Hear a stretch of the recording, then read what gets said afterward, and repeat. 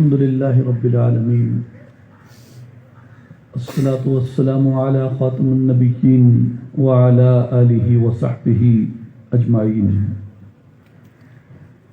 الله لا إله إلا هو الحي القيوم لا تأخذه سنة ولا نوم له ما في السماوات وما في الأرض من ذا الذي يشفع عنده إلا بإذنه يعلم ما بين أيديهم وما خلفهم ولا يحيطون بشيء من علمه إلا بما شاء وسع كرسيه السماوات والأرض ولا يؤوده حفظهما وهو العلي العظيم. إن الله وملائكته يصلون على النبي يا أيها الذين آمنوا صلوا عليه وسلموا تسليما. اللهم صل على سيدنا ومولانا محمد وعلى آل محمد وأصحاب محمد وأزواج محمد وبارك وسلم. بآواز بلند پڑھیے الصلاۃ والسلام علیک یا سیدی یا رسول اللہ وعلى آلک واصحابک یا حبیب اللہ. قابل احترام بزرگوں، بھائیوں، ساتھیوں، مہمانان گرامی، السلام علیکم ورحمۃ اللہ وبرکاتہ. بندہ ناچیز، سب سے پہلے آپ تمام بزرگوں کو، بھائیوں کو اور ساتھیوں کو اصلاحی جماعت و عالمی تنظیم العارفین دربار عالیہ سلطان العارفین حضرت سقی سلطان باہو رحمۃ اللہ تعالی علیہ کی جانب سے خوش آمدید کہتا ہے، آپ کا خیر مقدم کرتا ہے.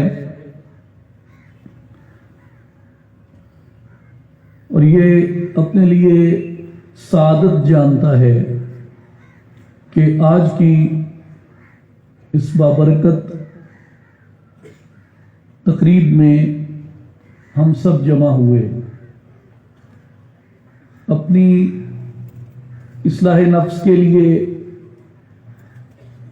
اللہ اور اس کے رسول صلی اللہ علیہ وآلہ وسلم کے پیغام کو سننے کے لیے اور اللہ کے ذکر کے لیے اور اس کی رحمتوں اور اس کے برکتوں کے حصول کے لیے. اور سب سے بہترین چیز جس پہ لوگ جمع ہوں وہ اللہ اور اس کے رسول کا نام ہے، اور سب سے بہترین چیز جس کی طلب لوگ کریں وہ اللہ جل شانہ کی طلب ہے. اور سب سے بہترین ذکر جو لوگوں کو کرنا چاہیے وہ اللہ جل شانہ کا ذکر ہے. اور قبر میں جب انسان تنہا جاتا ہے، بغیر کسی دولت کے، بغیر کسی کھانے پینے کے، بغیر زر و مال کے، بغیر کسی رشتہ دار کے، تو قبر میں بھی انسان کو اگر کوئی چیز نفع دیتی ہے، کام آتی ہے، تو وہ اللہ کا نام ہے، جس سے انسان کی قبر میں روشنی ہوتی ہے، انسان کی قبر میں اجالا ہوتا ہے. میرے بھائیوں اور بزرگوں، اللہ تبارک و تعالی کی طلب دنیا کے اندر ہر طلب سے اعلیٰ ہے،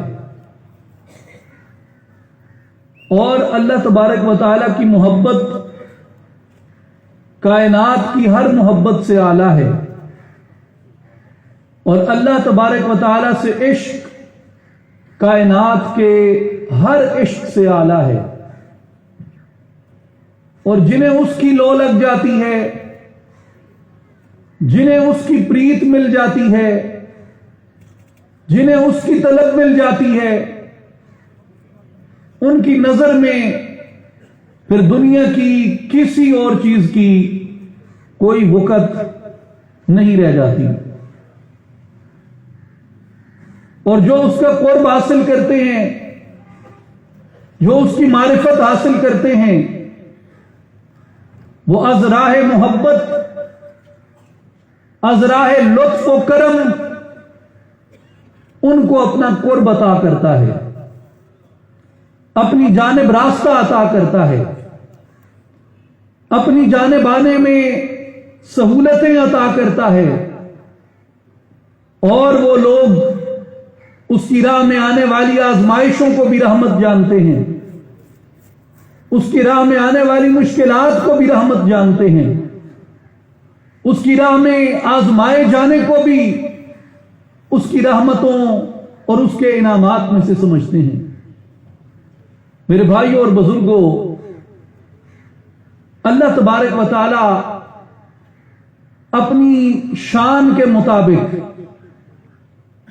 اپنے مقرب بندوں پہ اپنا فضل و انعام کرتا ہے، وگرنہ بندے کی یہ سکت نہیں، بندے کی یہ طاقت نہیں، بندے میں یہ تاب نہیں کہ اس کے قرب کو برداشت کر سکے، اس کے انوار کو برداشت کر سکے۔ اور جیسا کہ ہم سبھی جانتے ہیں کہ نہ اس کو وہم پا سکتا ہے، نہ اس تک فہم پہنچ سکتا ہے، نہ اس تک وہم کو رسائی ہے، نہ اس تک فہم کو رسائی ہے۔ شیخ الاکبر محی الدین سیدنا امام ابن العربی قدس سرہ العزیز فرماتے ہیں کہ لوگ دو ذریعوں سے اسے پانے کی کوشش کرتے ہیں۔ کچھ لوگ عقل کے ذریعے اسے پانے کی کوشش کرتے ہیں، اور کچھ لوگ کشف کے ذریعے اسے پانے کی کوشش کرتے ہیں۔ فرمایا جو عقل کے ذریعے اسے پانے کی کوشش کرتے ہیں وہ بھی اس نتیجے پہ پہنچتے ہیں کہ وہ اپنی محدود عقل، جس کا ایک آغاز معلوم ہے، جس کی انتہا معلوم ہے، جس کی حد معلوم ہے، جس کی قید معلوم ہے، وہ اپنی اس عقل کے ذریعے جب اس بے حد کو پانا چاہتے ہیں جو ہر ابتدا سے پہلے تھا، جو ہر انتہا کے بعد ہوگا، جو ہر قید سے ماورا ہے، جو ہر تعین سے ماورا ہے، جو ہر حد سے ماورا ہے، یہ محدود عقل، معلوم ابتدا اور انتہا رکھنے والی عقل اس کا کھوج نہیں لگا سکتی، اور انتہا پہ یہی کہتی ہے کہ میں نے اسے سمجھنے میں اپنے آپ کو عاجز پایا، میں نے اس کی معرفت میں اپنے آپ کو عاجز پایا۔ اور فرماتے ہیں کہ جو کشف کے ذریعے اسے پانے کی جستجو کرتے ہیں، اس کی راہ میں چلتے ہیں، وہ بھی اسی نتیجے پہ پہنچتے ہیں کہ میں نے جو دیکھا میں اسے بیان کروں تو کیسے، اسے احاطہ بیان میں لاؤں تو کیسے، اور جو ایک نے دیکھا، فرماتے ہیں کہ تجلیات اتنی کثیر ہیں، انوار اتنے کثیر ہیں کہ اگر کروڑوں عارف پیدا ہوئے اور ہر عارف کو کروڑوں تجلیات اس کے کشف کے راستے سے ملی، فرماتے ہیں کروڑوں میں ہر عارف پر نئی تجلی وارد ہوئی، اور جو کروڑ تجلیات وارد ہوئی ہر تجلی نئی تھی۔ اس لیے جو ایک نے دیکھا وہ دوسرے نے نہ دیکھا، اور جو دوسرے نے دیکھا وہ تیسرے نے نہ دیکھا، ہر ایک پہ وہ اپنی نئی شان کے ساتھ جلوہ گر ہوتا ہے، نئی شان سے اپنا اظہار کرتا ہے، تو کون اس کو اپنے احاطے میں لا سکتا ہے؟ آنکھ اس کا احاطہ نہیں کر سکتی۔ تو جو عقل کے ذریعے پانے گئے وہ بھی عاجز ہو گئے، جو کشف کے ذریعے پانے گئے وہ بھی عاجز ہو گئے۔ اس لیے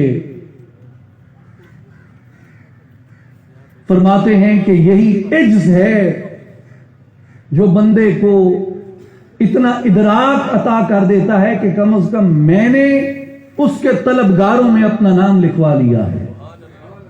جیسے امیر المومنین خلیفہ اول سیدنا ابو بکر صدیق رضی اللہ تعالی عنہ، آپ کا قول مبارک ہے العجز عن درک الادراک ادراک،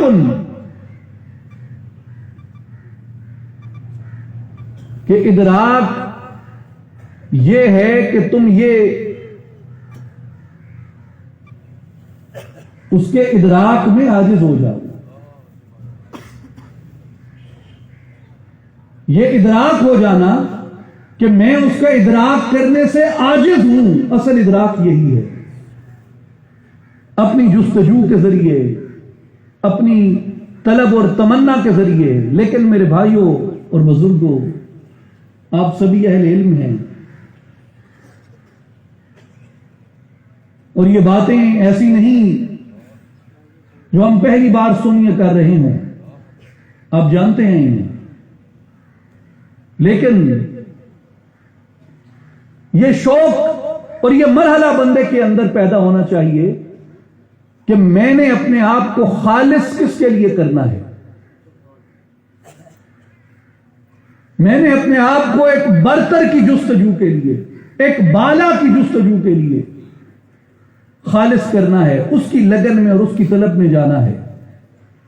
قل ان صلاتی و نسکی و محیای و مماتی للہ رب العالمین.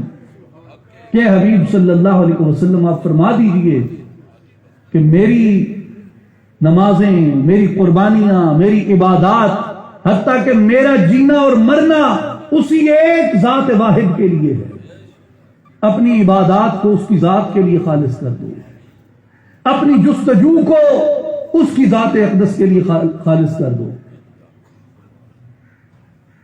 اور جب تم اپنی جستجو کو اس کے لیے خالص کرتے ہو، اپنی طلب کو اس کے لیے خالص کرتے ہو، اپنے آپ کو اس کے لیے خالص کرتے ہو، پھر تم اس کے بندوں میں شمار ہو جاتے ہو، اس کے بندوں میں شمار ہو جاتے ہو،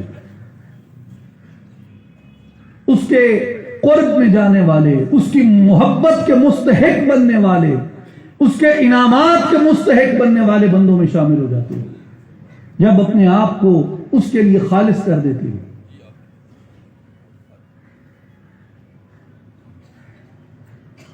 وہ فرماتا ہے وَهُوَ مَعَكُمْ أَيْنَمَا كُنْتُمْ، تم جہاں بھی جاتے ہو، تم جہاں بھی جاتے ہو وہ تمہارے ساتھ ہوتا ہے. تم جہاں بھی جاتے ہو وہ تمہارے ساتھ ہوتا ہے.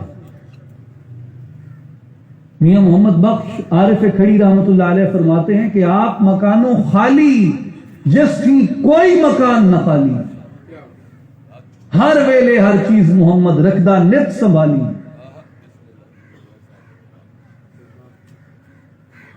تم جہاں بھی جاتے ہو ہر جگہ پہ اس کو پاتے ہو، اور وہ تمہارے ہر حال سے، ہر احوال سے باخبر ہے.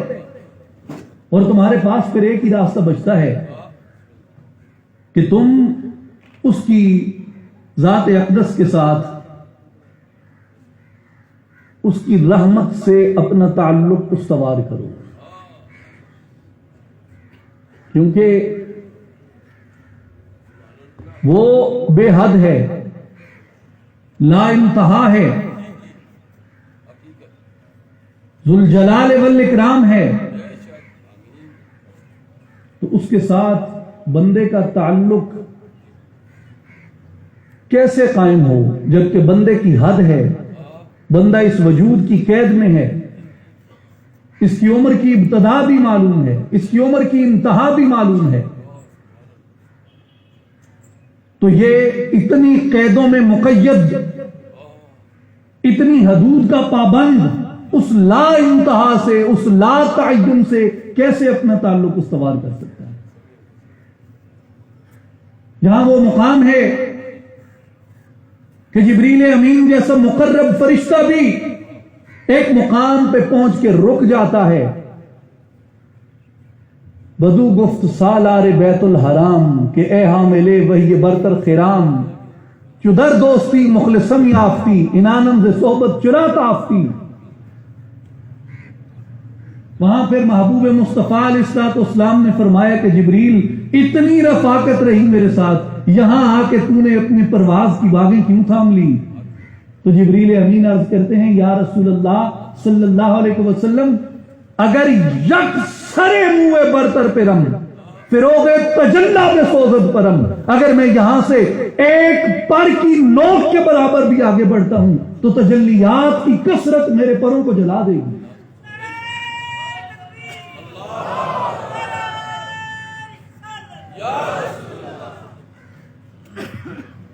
تو وہاں سے آگے اگر کوئی گیا تو وہ خاتم الانبیاء محبوب مصطفیٰ محمد الرسول اللہ صلی اللہ علیہ وآلہ وسلم کی ذات گرامی تھی۔ تو جہاں یہ جلال ہے، یہ جلالت ہے، وہاں بندہ کیسے تعلق استوار کر سکتا ہے؟ تو اس کے تعلق کی استواری کی ایک ہی امید ہے، ایک ہی راستہ ہے، اور وہ ہے اللہ کی رحمت کے ساتھ اپنے آپ کو مزین کرنا، اس کی رحمت کے راستے سے اس کا قرب اختیار کرنا۔ مولانا جلال الدین رومی رحمت اللہ علیہ اسی بات کو سمجھاتے ہوئے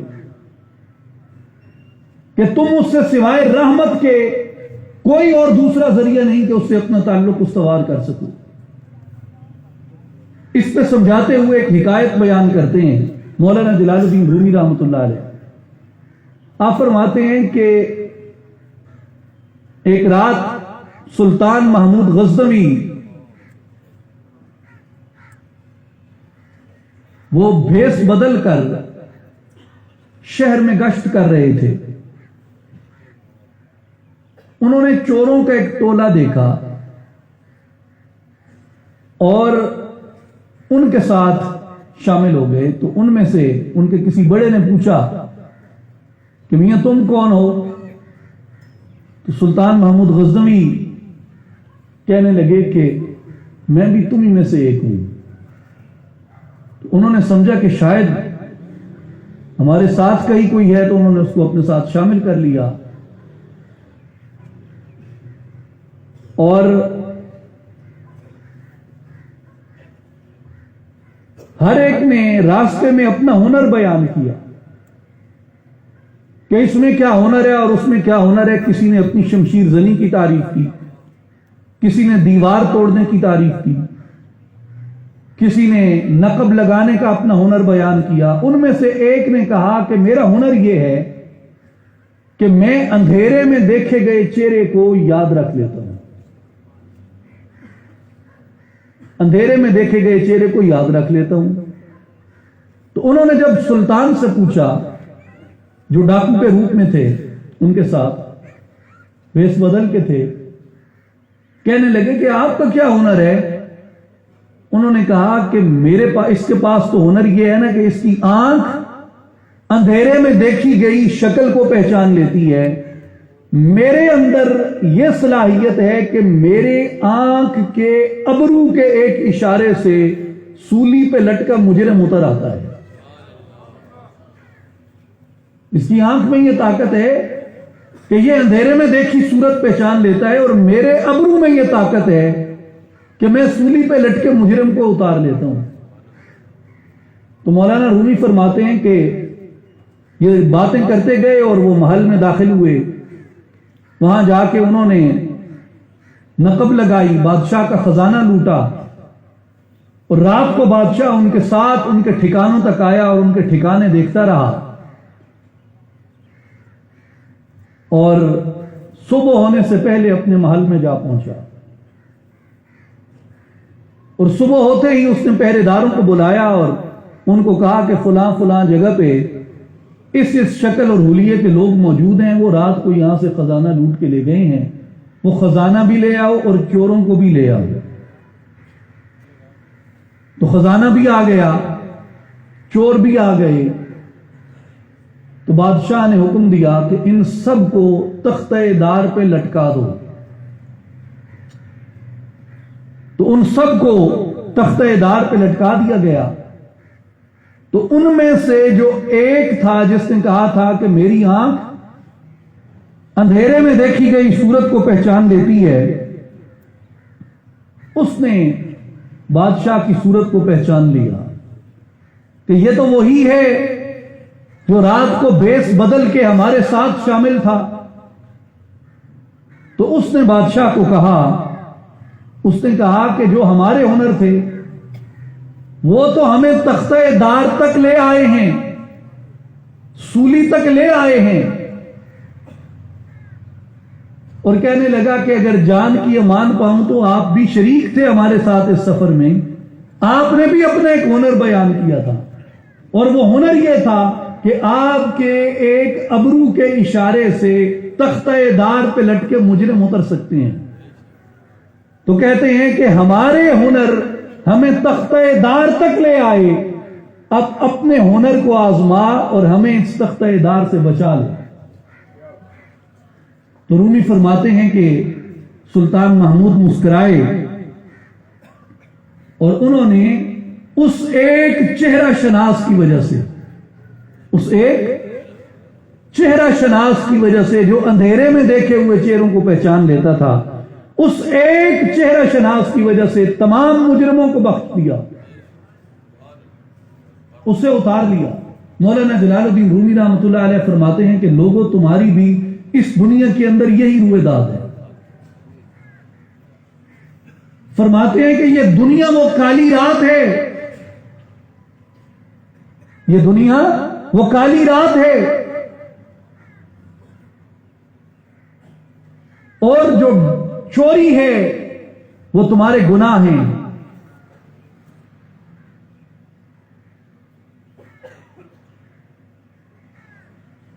جو چوری ہے وہ تمہارے گناہ ہیں،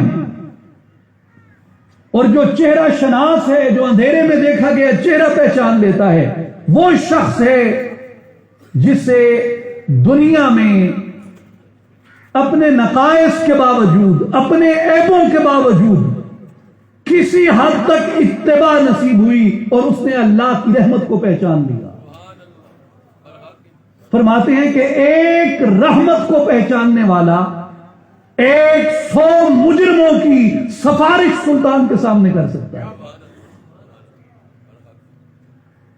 ایک رحمت پہچاننے والا 100 مجرموں کو وہ تختہ دار سے اتروا سکتا ہے، بشرطے کہ وہ اس کی رحمت کا ادراک رکھتا ہو، اس کی رحمت سے تعلق رکھتا ہو.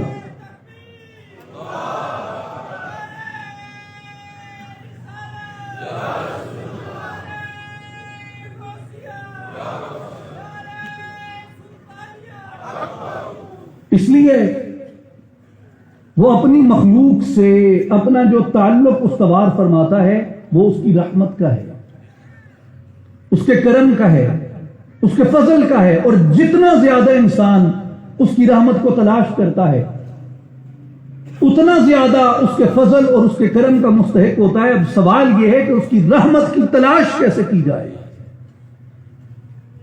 تو اس کے 2 راستے ہیں. ایک راستہ فکر میں ہے اور ایک راستہ عمل میں ہے، اور ان دونوں راستوں کو اختیار کرنا مومن پہ ضروری ہے کہ کیسے اس کی رحمت تک پہنچے، کیسے اس کے فضل کو تلاش کرے. میرے بھائیوں اور بزرگوں، میرے دوستوں اور ساتھیوں، اس نے اتنی اپنی رحمت عطا فرمائی کہ جس کے بارے میں متکلمین یہ فرماتے ہیں کہ اللہ تبارک و تعالی نے اس مخلوق سے جو معاملہ فرمایا وہ اپنی رحمت کا فرمایا. اسے پیدا اپنی رحمت سے کیا، ہر ایک چیز میں اپنی رحمت کو، اپنی صفت رحمان کو جاری و ساری فرمایا. اور جب زمین کے اوپر، کائنات کے اوپر، عالمین کے اوپر اس نے اپنی رحمت کا مظہر عتم کسی کو بنایا تو قرآن مجید میں اس مظہر عتم کا اس انداز میں تعارف کروایا، وَمَا أَرْسَلْنَاكَ إِلَّا رَحْمَةً لِّلْعَالَمِينَ، کہ اے محبوب صلی اللہ علیہ وسلم ہم نے آپ کو کل جہانوں کے لیے رحمت بنا کر بھیجا ہے. تو فکر میں فکر میں اس کا پہلا تقاضا یہ ہے کہ دامن رحمت للعالمین کے ساتھ وابستہ ہو جایا جائے. محبت رحمت للعالمین اپنے سینوں کے اندر پیدا کر لی جائے. اور حضور نبی اکرم صلی اللہ علیہ وآلہ وسلم کے عشق سے، محبت سے اپنی فکر کو، اپنے دل کو، اپنے دماغ کو روشن کر لیا جائے. یہ اس جانب پہلا قدم ہے انسان کا. اور اس کائنات میں نبی اکرم صلی اللہ علیہ وآلہ وسلم کی ذات گرامی سے بڑا، یعنی مخلوق میں نبی پاک علیہ الصلوۃ والسلام سے بڑا رحمت الہی کا کوئی مظہر نہیں. باقی تمام مظاہر ہیں، دلیل ہے اس کے ہونے کی، ہر چیز برہان ہے اس کے ہونے کی. سورج اس کے ہونے کی ایک برہان ہے، نظام شمسی اس کے ہونے کی ایک برہان ہے. کائنات کے اندر یہ نظم، یہ نظام، یہ اس کے ہونے کی ایک برہان ہے. ستارے، سیارے، اجرام، ہر چیز اپنے مدار میں یہ اس کے ہونے کی ایک برہان ہے. چاند کی روشنی اس کے ہونے کی ایک برہان ہے. پتھر میں کیڑے کا پلنا اس کے ہونے کی ایک برہان ہے. نباتات، جمادات کی زندگی، سمندروں کی ٹھاٹھیں، ان میں پائی جانے والی زندگیاں، یہ اس کے ہونے کی ایک برہان ہے. ہر چیز اپنی اپنی جگہ پہ اس کے ہونے کی ایک برہان ہے. لیکن اگر اس نے کسی کو برہان اعظم بنایا تو وہ محمد مصطفیٰ کو بنایا. ہر چیز برہان ہے، حضور برہان اعظم ہے. ہر چیز دلیل ہے، حضور دلیل اکبر ہے. ہر چیز مظہر ہے، حضور مظہر اتم ہے.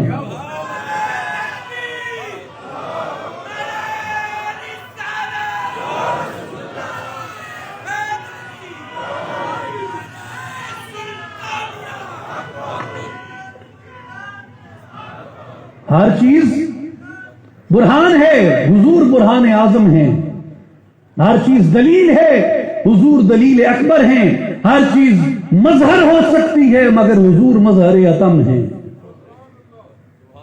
میرے بھائیوں اور بزرگوں، اس لیے اس نے جہاں اپنی ربوبیت کو آفاقیت کے ساتھ متعارف کروایا، عالمگیریت سے متعارف کروایا، الحمد للہ رب العالمین،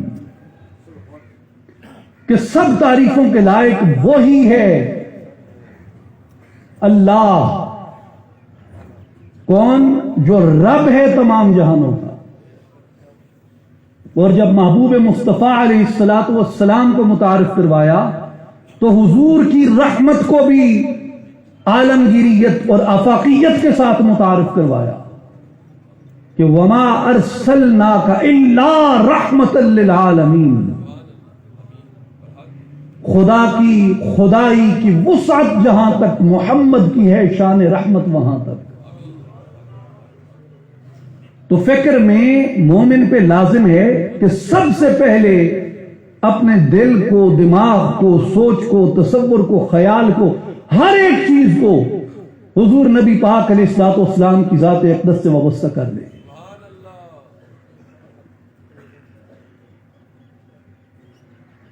حضرت مولانا رومی دفتر اول میں جہاں بانسری کا قصہ بیان کرتے ہیں تو کرتے کرتے رک گئے. رک کے کہنے لگے کہ میں کچھ اور بھی بیان کرتا، لیکن سماعتوں میں وہ ذوق نہیں ہے، دلوں میں وہ شوق نہیں ہے، تو کیسے بیان کریں؟ کیسے بیان کریں؟ میرے بھائیوں اور بزرگوں، اب معلوم نہیں کہ کس حد تک اس مادیت کے دور میں، افرتفری کے دور میں، نظریاتی اور فکری التباس کے دور میں، آئیڈیالوجیکل کنفیوژنز کے اس دور میں ہم کہاں تک اس بات کو پہنچ سکتے ہیں اور کہاں تک اس بات کو حاصل کر سکتے ہیں. لیکن یہ حقیقت ہے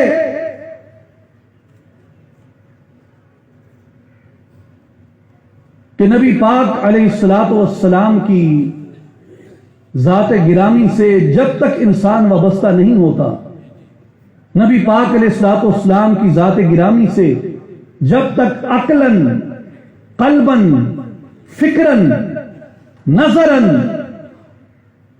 اپنے آپ کو حضور کی ذات سے جوڑ نہیں لیتا، تب تک اسے توحید کا ادراک بھی نصیب نہیں ہو سکتا۔ اور جو بات میں کہنا چاہتا ہوں، جس کے لیے ذوق سماعت بھی درکار ہے اور عشق کی دولت بھی درکار ہے، وہ یہ بات ہے کہ اولیاء کے نزدیک، صوفیاء کے نزدیک مراتب روحانیت طے کرنے کی وجہ کیا ہے؟ حضرت سلطان العارفین سلطان باہو رحمۃ اللہ تعالی علیہ کا ایک چھوٹا سا رسالہ ہے، مختصر سا، مجالست النبی، کانگریگیشنز آف پروفٹ صلی اللہ علیہ وآلہ وسلم۔ مجالست النبی نام جب انسان پڑھتا ہے تو یوں لگتا ہے کہ آپ نے اس میں نبی اکرم صلی اللہ علیہ وآلہ وسلم کی مجلس مبارک کی تفصیل بیان کی ہوگی، کہ جس میں اولیاء حاضر ہوتے ہیں وہ کچہری کیسے لگتی ہے، وہ مجلس کیسے ہوتی ہے، بیٹھنے کی ترتیب کیا ہے، حاضری کی ترتیب کیا ہے، نظارہ کیا ہے، منظر کیا ہے۔ اولیاء نے یہ تفاصیل بیان بھی کی ہیں، ساری یہ تفصیلات بیان کی ہیں۔ تو اس کتاب کو عنوان پڑھ کے لگا کہ شاید یہ اسی متعلقہ ہو، لیکن جب کتاب کو پڑھا تو اس میں مجلس نبوی صلی اللہ علیہ وآلہ وسلم کی بظاہر کوئی تفصیل موجود نہیں، تو حیران ہوا کہ اس کی کیا وجہ ہے، حالانکہ نام مجالست النبی ہے مگر مجلس نبوی کی کوئی تفصیل نہیں۔ تو اس کتاب میں تھوڑا غور کریں، اس کتاب میں بنیادی طور پہ مجلس نبوی کی تفصیل نہیں ہے، بلکہ مجلس مصطفیٰ صلی اللہ علیہ وآلہ وسلم تک پہنچنے کا طریقہ اور اس کا میتھڈ بیان کیا۔ آپ نے فرمایا ہے کہ دو چیزیں ہیں، ایک ہے نبی اکرم صلی اللہ علیہ وآلہ وسلم کے چہرہ انور کی زیارت کرنا، یہ حضوری کی، مجلس کی، کچہری کی پہلی منزل ہے کہ بندہ نبی پاک صلی اللہ علیہ وآلہ وسلم کے چہرہ انور کا دیدار کر لے۔ اور اللہ تعالی ہم سب مسلمانوں کو موت سے پہلے حضور اکرم صلی اللہ علیہ وآلہ وسلم کے چہرہ مبارک کی زیارت نصیب فرمائے۔ کل مومنین مومنات کو، مسلمین مسلمات کو اس فیض عظیم سے مالا مال فرمائے۔ آپ فرماتے ہیں کہ پہلا درجہ یہ ہے کہ چہرہ مصطفیٰ صلی اللہ علیہ وآلہ وسلم کی زیارت نصیب ہو جائے، اور دوسرا درجہ یہ ہے کہ نبی اکرم صلی اللہ علیہ وآلہ وسلم کی مجلس مبارک کی دائمی حضوری مل جائے۔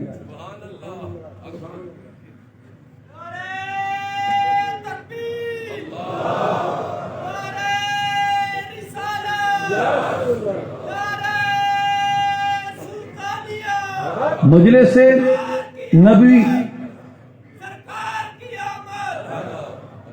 نبوی صلی اللہ علیہ وآلہ وسلم کی دائمی حضوری نصیب ہو جائے۔ تو آپ نے فرمایا کہ جو زیارت ہے وہ تب ہوتی ہے جب تو اپنے نفس کو فنا کرتا ہے۔ بات توجہ سے سنیے گا، اولیاء کا، عرفاء کا، صوفیاء کا جو تعلق بالرسول ہے وہ کس نہج پہ ہے، اس کی عظمت و بلندی کیا ہے؟ فرمایا کہ فنا کی منزل حاصل کرو، فنا فی اللہ کی منزل حاصل کرو، اس لیے کہ تمہارا وجود اس بات کا مستحق ہو سکے، اس قابل ہو سکے کہ چہرہ مصطفیٰ کا دیدار کر سکے۔ اور فرمایا کہ اس کے بعد تمہیں بقا کی منزل کو حاصل کرنا ہے، کہ فنا کے بعد بقا ہے، اور بقا باللہ کی منزل کو حاصل کرو فنا فی اللہ کے بعد۔ جب تم بقا باللہ کی منزل کو پاؤ گے پھر تمہارا وجود اس قابل ہوگا کہ تمہیں نبی اکرم صلی اللہ علیہ وآلہ وسلم کی مجلس مبارک کی دائمی حضوری نصیب ہو سکے۔ تو حضرت سلطان العارفین کے نزدیک فنا فی اللہ کی منزل اس لیے حاصل کرنی ہے کہ حضور کے رخ انور کا دیدار ہو جائے، اور بقا باللہ کی منزل اس لیے حاصل کرنی ہے کہ حضور کی مجلس مبارک کی دائمی حضوری نصیب ہو جائے۔ تو میرے بھائیوں، ان کے ہاں جو معیار ہے، جو سٹینڈرڈ ہے تعلق بالرسول کا، وہ ہمارے معیار سے بہت بلند ہوتا ہے، اور یہی وجہ ہے کہ اولیاء عام خلق سے بلند ہوتے ہیں۔ اور یہ ہمارا جو تہذیبی تصور ہے، اس کا سب سے بڑا ترجمان ہمارے اس تہذیبی سفر کا وہ یہ شعر ہے، خلق سے اولیاء، اولیاء سے رسل، اور رسولوں سے اعلیٰ ہمارا نبی۔ کہ یہ درجے ہیں، خلق سے اولیاء ہیں، پھر اولیاء سے اوپر رسل ہیں، اور رسل عظام میں اللہ تعالیٰ نے سب سے بڑی عظمت محبوب مصطفیٰ علیہ الصلوۃ والسلام کو عطا فرمائی۔ تو فکراً مومن پہ لازم ہے کہ اگر وہ رحمت الہی سے حصہ چاہتا ہے، رحمت الہی کی خیرات چاہتا ہے، رحمت الہی کا مظہر بننا چاہتا ہے، تو فکراً سب سے پہلے محبت مصطفیٰ کو اختیار کرے، حضور کے دامن رحمت سے وابستہ ہو جائے۔ اس کے بعد عملاً مومن کے لیے کیا راستہ ہے؟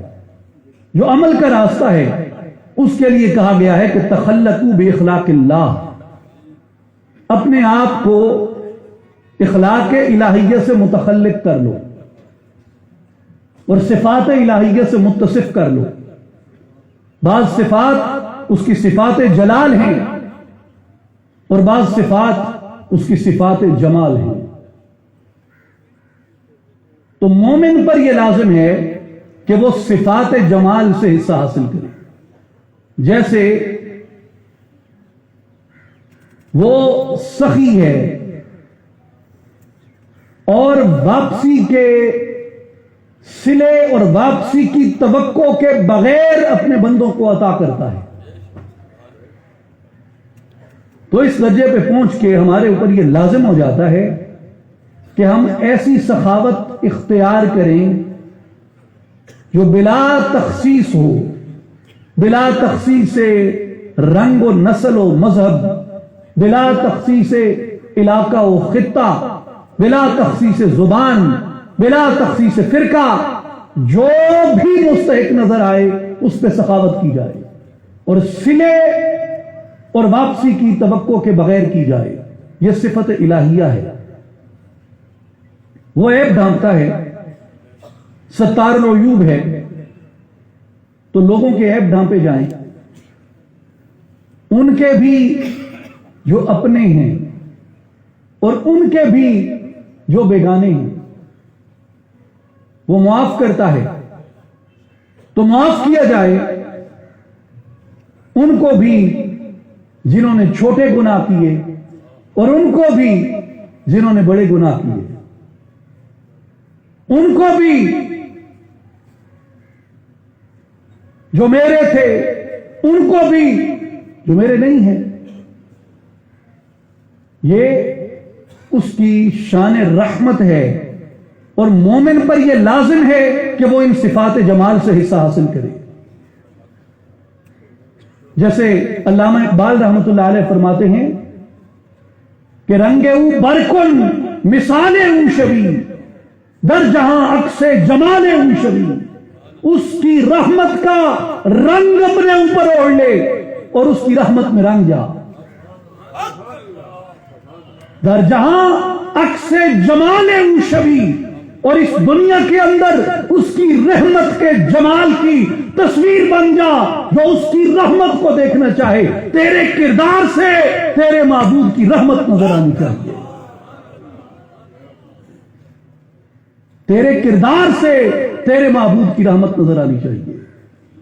میرے بھائی اور بزرگوں، یہ وہ راستہ ہے عمل کا جس کے ذریعے بندہ اس کی رحمت کے قریب ہوتا ہے. لیکن اس میں بھی بندے کو درکار کیا ہے؟ ایک وصف جو اسے بندے کو بندہ بناتا ہے. اور عفا اور اولیاء بیان کرتے ہیں کہ نبی پاک علیہ الصلوۃ والسلام شب معراج جب اللہ پاک کی بارگاہ میں حاضر ہوئے تو مالک و خالق کائنات نے فرمایا، حبیب دوست کے پاس آتا ہے تو کوئی تحفہ لے کے آتا ہے. آپ میری بارگاہ میں آئے ہیں تو کیا تحفہ لے کے آئے ہیں؟ عرض کی، مولا تیری بارگاہ میں وہ تحفہ لے کے آیا ہوں جو تیری بارگاہ میں نہیں ہے. فرمایا، حبیب میں خالق کل، مالک کل، رازق کل، کون سی ایسی چیز ہے جو میری بارگاہ میں نہیں؟ عرض کی، مولا تیری بارگاہ میں کبریائی ہی کبریائی ہے، عظمت ہی عظمت ہے، بڑائی ہی بڑائی ہے، جلال ہی جلال ہے. میں تیری بارگاہ میں عاجزی کا تحفہ لے کے آیا ہوں کہ سوائے عاجزی کے کوئی ایسی چیز نہیں جو میں تیرے سامنے پیش کروں. تو بندے پر اس کی رحمت کا متلاشی ہونے کے ناطے یہ عائد ہو جاتا ہے کہ وہ اس کی بارگاہ میں عجز کے راستے سے آئے، عاجزی کے راستے سے آئے، انکساری کے راستے سے آئے، جھکنے کے راستے سے آئے، خشوع اور خضوع کے راستے سے آئے.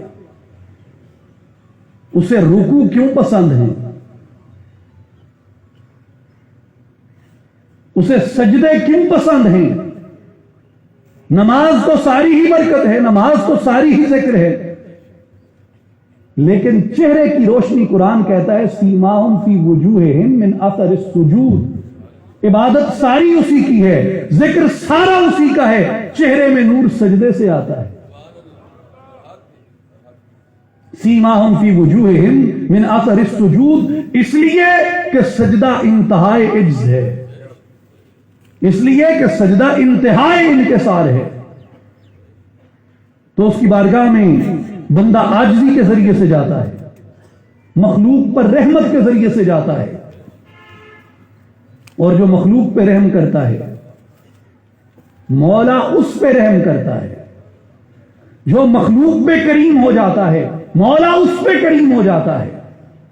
جو مخلوق پہ سخاوت کرتا ہے وہ مہربان غفور الرحیم اس پہ سخاوت کرتا ہے. اس لیے کہا گیا کہ جو مستحق ہے اسے بھی دو تاکہ تمہیں وہ ملے جس کے تم مستحق ہو، اور جو مستحق نہیں ہے اسے بھی دو تاکہ تمہیں وہ ملے جس کے تم بھی مستحق نہیں ہو. جو چاہتے ہو تم اس کی بارگاہ سے وہ تمہیں عطا ہوتا ہے، لیکن اس صورت میں عطا ہوتا ہے جب تم اپنے آپ کو اس کے طریق میں، اس کی محبت میں ڈال دیتے ہو. میرے بھائیوں کبھی غور کریں، یہ ہماری جو عرفاء کی روایت ہے، صوفیاء کی روایت ہے، اس میں ان کو ایسے القاب دیے مخلوق نے، لوگوں نے. اور یاد رکھیں، میں ایک بات اکثر کہتا ہوں کہ جو اولیاء سے محبت ہے یہ آپ کے اور میرے اختیار سے نہیں ہوتی، آپ کے اور میرے اختیار سے نہیں ہوتی، بلکہ صحیح بخاری کی حدیث ہے. رسول اکرم صلی اللہ علیہ وآلہ وسلم نے فرمایا کہ اللہ تبارک و تعالی جب کسی بندے سے محبت کرتا ہے تو جبریل امین کو کہتا ہے کہ جبریل آسمان والوں میں منادی کر دو، میں اپنے اس بندے سے محبت کرتا ہوں. جبریل آسمان میں منادی کرتے ہیں اور آسمان والے اس بندے سے محبت کرنے لگ جاتے ہیں. پھر فرمایا کہ اللہ تعالیٰ فرماتا ہے جبریل جاؤ اب زمین میں بھی اعلان کر دو کہ میں اس بندے سے محبت کرتا ہوں. جبریل امین زمین میں منادی کرتے ہیں, زمین میں اعلان کرتے ہیں کہ اللہ تبارک و تعالی اپنے اس بندے سے محبت کرتا ہے. ثم یوضع له القبول فی الارض, پھر اس بندے کے لیے زمین میں بھی محبت رکھ دی جاتی ہے. تو اولیاء سے جو محبت کی جاتی ہے یہ ہم اپنی مرضی سے نہیں کرتے, جبریل کی منادی کا اثر ہوتا ہے.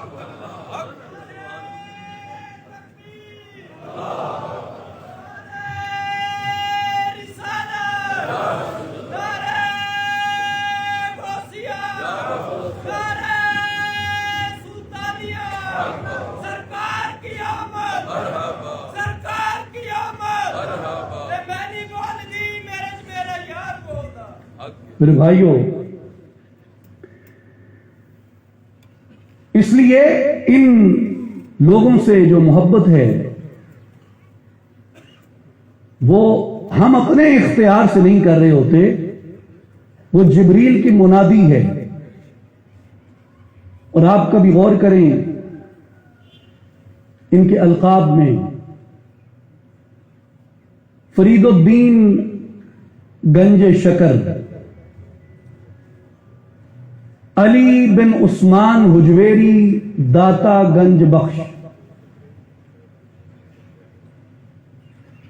نام تو ہے محمد باہو لیکن مشہور ہے سخی سلطان باہو. تو یہ پہلی بات تو یہ ذہن میں رکھیں کہ سخی حقیقتاً اللہ ہے, عطا کرنے والا حقیقتاً اللہ ہے, داتا حقیقتاً اللہ ہے, لیکن جو اس کے اخلاق کو اختیار کرتے ہوئے, اس کی صفت کو اختیار کرتے ہوئے مخلوق میں بانٹتے ہیں, مخلوق کو دیتے ہیں, مخلوق میں تقسیم کرتے ہیں, یہ آواز خلق نقارہ خدا ہوتی ہے کہ لوگ یہ اعلان کرتے ہیں کہ یہ وہ بندہ ہے جو اپنے خالق کے اخلاق سے متخلق اور اس کی صفت سے متصف ہے, اس لیے یہ سخی ہے. اس لیے جتنے اولیاء ہیں, جو بھی ولی ہوتا ہے وہ سخی ہوتا ہے, اور بخیل کبھی ولی نہیں ہو سکتا, ولی کبھی بخیل نہیں ہو سکتا. ولایت اور سخاوت اسی لیے لازم و ملزوم ہے, رحم اور ولایت اسی لیے لازم و ملزوم ہے, شفقت و ولایت اسی لیے لازم و ملزوم ہے کہ یہ رحمت کا راستہ ہے, یہ محبت کا راستہ ہے, اس میں جبر نہیں ہے, اس میں سختی نہیں ہے, اس میں تشدد نہیں ہے, اس میں زبردستی نہیں ہے, اس میں اکراہ نہیں ہے, اس میں لاٹھی اٹھا کے عبادت پہ مجبور کرنا نہیں ہے, اس میں بندوق کی نوک پہ اپنا نقطہ نظر منوانا نہیں ہے. اس لیے جو اولیاء کا اور صوفیاء کا تصور ریاست ہے اس میں وہ مخلوق پہ, لوگوں پہ اس طرح کی سختیاں عائد نہیں کرتے. اب مجھے یہ حق تو نہیں ہے کہ میں یہ بات کروں, لیکن ایک حقیقت ہے جس وجہ سے مجھے اپنی سوسائٹی کے اس پہلو سے محبت ہے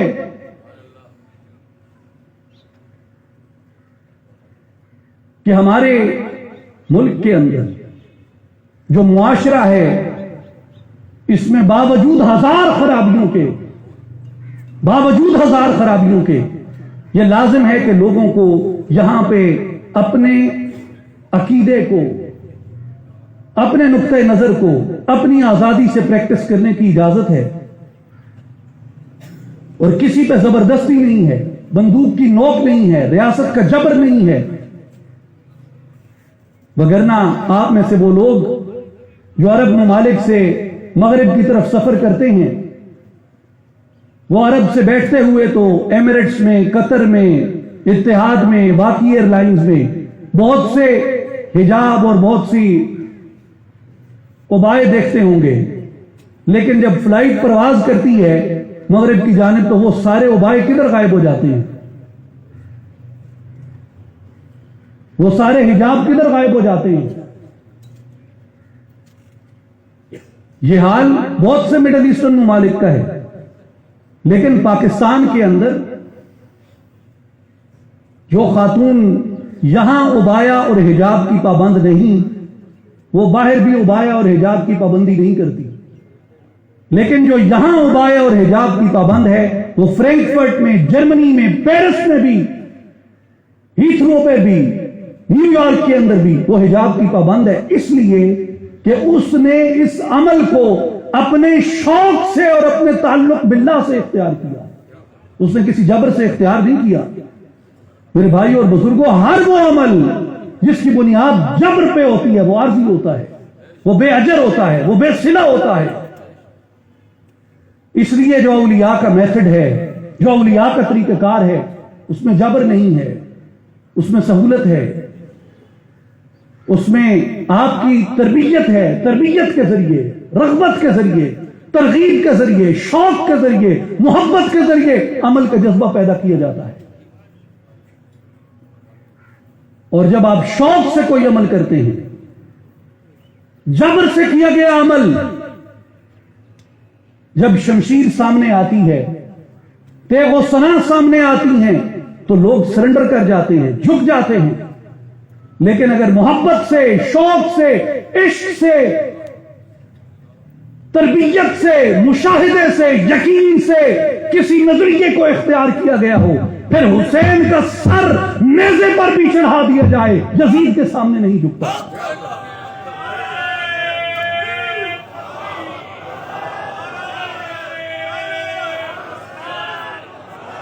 اس لیے عمل ہے ہی وہ جو آپ شوق سے اختیار کریں، عمل ہے ہی وہ جو آپ محبت سے اختیار کریں، عمل ہے ہی وہ جو آپ رغبت سے اختیار کریں، عمل ہے ہی وہ جو آپ تربیت سے اختیار کریں۔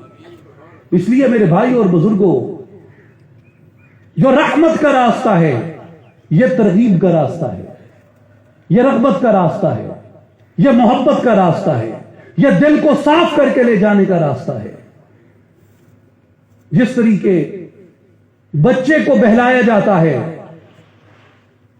اسی طرح میرے بھائیوں اور بزرگوں، یہ جتنی رغبتیں دی گئی ہیں، کبھی جنت کی، کبھی مغفرت کی، کبھی حور و قصور کی، کبھی غلمانوں کی، کبھی باغات کی، کبھی شہد اور دودھ کی نہروں کی، کبھی صاف ستھرے مکانات کی، کبھی قبر کے اندر آسائشوں کی، کبھی قبر کے اندر ٹھنڈی ہواؤں کی، یہ ساری چیزیں رغبت کے طور پہ دی گئی، ترغیب کے طور پہ دی گئی کہ اس بندے کے اندر شوق پیدا ہو اور یہ میری طرف کشش اختیار کرے۔ لیکن انتہا کیا ہے؟ انتہا یہ ہے کہ میں عبادت جنت کے لیے نہیں کرتا، میں عبادت محض انعامات کے لیے نہیں کرتا، بلکہ میں عبادت اس لیے کرتا ہوں کہ یہ میرا حق بندگی ہے، اس نے جان دی، سانسیں دی، وجود دیا، ایگزسٹنس دی، یہ اس کا شکرانہ ہے کہ میں اس کے حضور سجدہ ریز رہوں، اور وہی اس قابل ہے، اسی کی محبت اس قابل ہے، اسی کا شوق اس لائق ہے کہ اس کو حاصل کیا جائے۔ میرے بھائی اور بزرگوں، یہ رحمت کا راستہ ہے، اس لیے کہا کہ اپنے آپ کو اس کی رحمت کا پیکر بناؤ۔ جب تم اپنے وجود میں یہ رحمت پیدا کرتے ہو تو زمین تم سے محبت کرتی ہے، زمین کی اشیاء تم سے محبت کرتی ہے، زمین پہ رہنے والی ہر ایک چیز تم سے محبت کرتی ہے۔ صدیاں بیت جائیں لوگ تم سے محبت کرنا نہیں چھوڑتے، اس لیے کہ تم نے اپنے حق کے بندگی کو ادا کر کے اس کی صفت رحمان سے اپنے حصے کی خیرات پائی ہے۔ اور اس کا جو راستہ ہے ایک عقل کے ذریعے ہے، فکر کے ذریعے ہے، اور ایک عمل کے ذریعے ہے۔ عمل میں اخلاق سے، کردار سے اس چیز کو پیدا کرنا ہے، اور فکر میں دامن محبوب مصطفیٰ، محبت مصطفیٰ، عشق مصطفیٰ صلی اللہ علیہ وآلہ وسلم سے اپنے آپ کو وابستہ کرنا ہے۔ اور یہ پیدا ہوتی ہے چیز جب دل نرم ہوتا ہے، جب دل کے اندر طمانینت آتی ہے، جب دل کے اندر سکون آتا ہے. اور دل کے سکون کا جو ذریعہ ہے اور جو راستہ ہے وہ قرآن مجید بیان فرماتا ہے کہ الا بذکر اللہ تطمئن القلوب، اللہ کے ذکر سے دلوں کو اطمینان نصیب ہوتا ہے. اس لیے سلطان العارفین حضرت سخی سلطان باہو رحمۃ اللہ تعالی علیہ آپ یہ فرماتے ہیں کہ جب بندہ ذکر کرتا ہے تو بنیادی طور پہ وہ اپنے مالک کی جانب متوجہ ہو جاتا ہے. اور یاد رکھ، جب تو اس کی جانب متوجہ ہوا تو وہ تو پہلے ہی تیری جانب متوجہ ہے. اتصبرون وکان ربک بصیرا، اے بندے تو ہی صبر کر کے بیٹھا ہے، تیرا رب تو تیری طرف دیکھ رہا ہے کہ کب یہ بندہ میری جانب رغبت اختیار کرتا ہے، کب یہ بندہ میری جانب راغب ہوتا ہے، کب یہ بندہ میری جانب آتا ہے. اور انسان اگر غور کرے تو اپنے عقل سے، اپنے بدن سے، اپنی روح سے، یعنی اپنی ہر حالت، جو حالت انسان کو عطا کی گئی، یعنی انسان ایک فزیکل بینگ ہے، انسان ایک انٹلیکچوئل بینگ ہے، انسان ایک اسپرچول بینگ ہے. تو اپنی بینگ کی ہر کنڈیشن میں، اپنے وجود کی ہر حالت میں اس پر لازم ہے کہ اپنے مولا کی طرف رجوع کرے، اپنے جسم کے ذریعے بھی، اپنی عقل کے ذریعے بھی، اور اپنی روح کے ذریعے بھی. تو اس کا راستہ جو حضرت سلطان باہو رحمۃ اللہ تعالی علیہ فرماتے ہیں، آپ فرماتے ہیں اس کا راستہ وہ اللہ تبارک و تعالیٰ کی عبادت، اس کی نماز، صوم و صلاۃ کی پابندی کے بعد، شریعت مطہرہ کی پابندی کے بعد وہ اسم اعظم کے ذکر کا راستہ ہے. کہ جب آدمی اس ذکر کو اختیار کرتا ہے تو اس کا وجود بھی، یعنی اس کا جسم، اس کا جسد، اس کی عقل، اس کی سائیکالوجی، اس کی انٹلیکٹ، اور اس کی سول، اسپرٹ، اور اس کی روح اپنی بینگ کی ہر کنڈیشن میں، اپنے ہونے کی ہر حالت میں وہ اپنے مالک کی جانب متوجہ ہو جاتا ہے. اور جب اپنے ہونے کی ہر حالت میں وہ اپنے مالک کی جانب متوجہ ہوتا ہے تو یقین کر لو کہ اس کی طرف سے بھی تمہارے اوپر رحمتوں کی، انوار کی، انعامات کی بارش ہو رہی ہے. جس وقت بندہ اس ذکر کی جانب متوجہ ہوتا ہے، اس شوق کی جانب متوجہ ہوتا ہے، اور یہ انسان اپنے دل سے کرتا ہے، اپنے دل سے کرتا ہے، اپنے اندر سے کرتا ہے، اپنے باطن سے کرتا ہے، تو یہ چیز اس کی آنکھوں کو، اس کی فکر کو وہ منور کرتی ہے. آخری مثال میں عرض کرتا ہوں، اس کے بعد اجازت چاہتا ہوں، اور وہ آخری مثال یہ ہے کہ ایک برا منظر دیکھا جائے، آپ جا رہے ہیں، اور اللہ تعالیٰ معاف فرمائے، اللہ تعالیٰ ہر ایک کی حفاظت فرمائے، آپ سڑک پہ کوئی حادثہ دیکھتے ہیں، اچانک خوفناک حادثہ، تو کئی دن تک اس کا عکس انسان کے دل و دماغ میں رہتا ہے. انسان کسی بری چیز کو دیکھ لیتا ہے تو ایک طویل دورانیہ تک جسم پہ اس کی کیفیت رہتی ہے. میرے بھائیوں اور بزرگوں، یہ اللہ کا اسم جلالت اس خوبصورتی سے جب انسان دیکھتا ہے تو اگر برے منظر کے دیکھنے کی وجود پہ تاثیر ہوتی ہے تو اس میں اللہ کی تاثیر بطریقہ اولا ہوتی ہے انسان کی جسم پہ، انسان کی نفسیات پہ، انسان کی ظاہری اور باطنی حالتوں پہ. اللہ تعالی ہم سب کو عمل کی توفیق عطا فرمائے.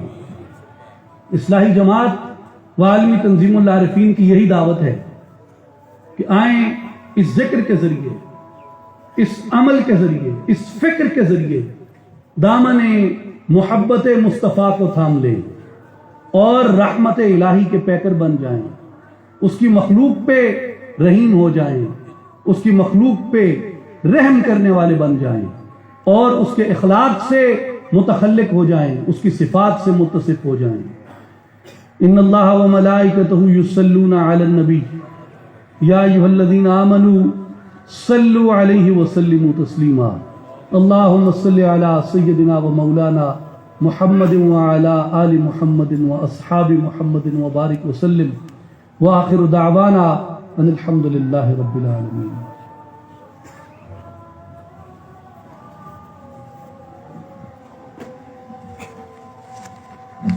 سامعین محترم، اب عارفانہ کلام پیش فرمائیں گے محمد رمضان سلطانی صاحب.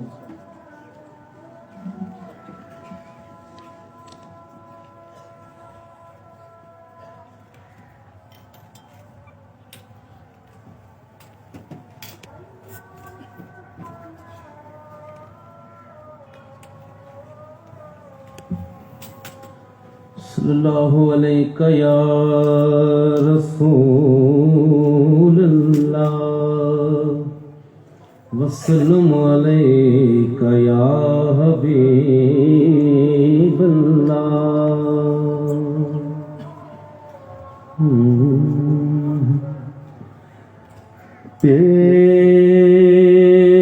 بسم اللہ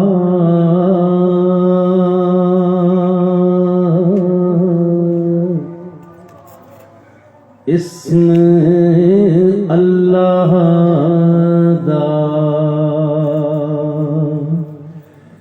ایوی گئے